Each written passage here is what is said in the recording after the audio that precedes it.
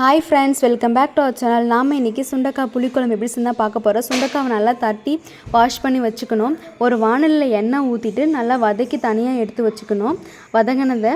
Next அதே வாணலியில் கொஞ்சம் எண்ணெய் ஊற்றி 2 ஸ்பூன் கடலைப்பருப்பு, 1 ஸ்பூன் உளுத்தம் பருப்பு, ஒரு 10-15 சின்ன வெங்காயம், 10 பல் பூண்டு, 3 பழுத்த தக்காளி, வரமிளகா 3, கருவேப்பிலை, உப்பு, வீட்டிலே அரைச்ச மல்லித்தூள் எல்லாம் ஆட் பண்ணி நல்லா வதக்கி விட்டுக்கணும்.